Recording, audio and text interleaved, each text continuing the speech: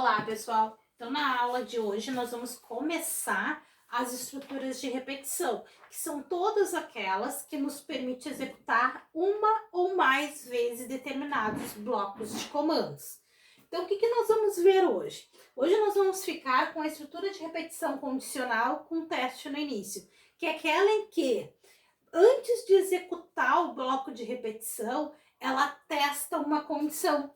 Então, ela diz o seguinte, eu só vou executar o bloco de repetição se a condição testada me retornar um valor verdadeiro. Então, essa estrutura é o enquanto faça. Então, ele diz para nós, enquanto condição verdadeira, faça. Ele faz, então, o que é uma condição? Vamos lembrar lá da aula anterior, né? Uma condição nada mais é do que uma expressão relacional que deve utilizar um dos operadores relacionais, maior, menor, diferente, maior ou igual, igualdade. Ou também ela pode testar mais de uma condição utilizando os operadores lógicos e ou. Aí vocês devem retornar lá no material e ver a tabela verdade de cada um desses conectivos envolvidos, tá?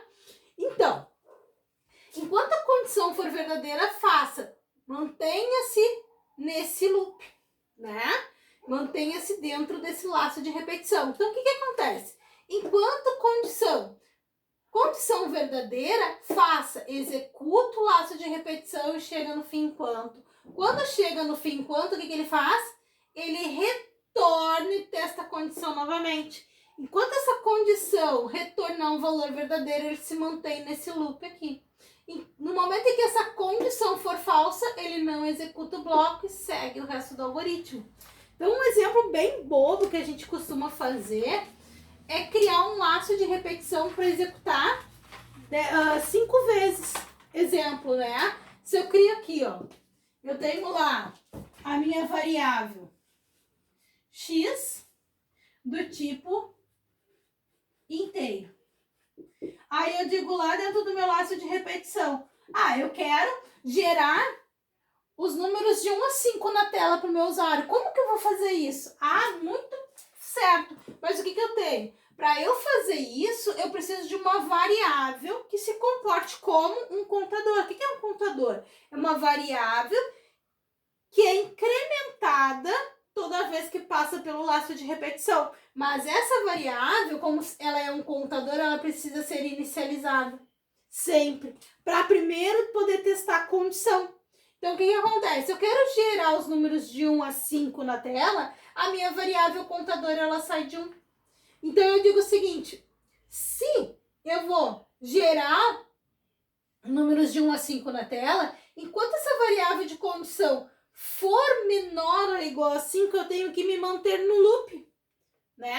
Porque a condição tem que ser verdadeira para me manter dentro do laço de repetição e repetindo as ações. Então, o que eu vou fazer?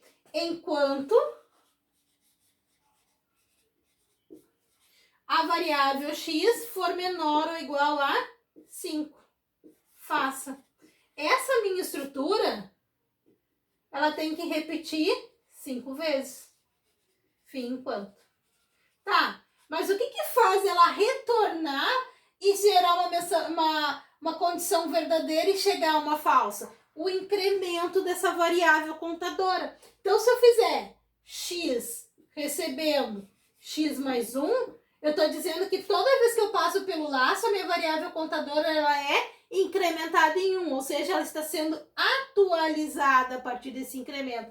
Então, se eu fizer um teste de mesa rapidinho aqui, nós temos, por exemplo, o valor de x, né? Declarei x, então, o que eu fiz? Aloquei um espaço em memória para a variável x. Toda vez que eu chamar x, ela vai vir com o valor armazenado nela naquele momento. Então, se eu faço lá, x recebe 1, 1 sendo atribuído a x, lá em memória, o x passa a armazenar o valor 1. O que ele faz? Enquanto x menor ou igual a 5. 1, que é o valor de x no momento, é menor ou igual a 5, condição verdadeira. O que ele faz?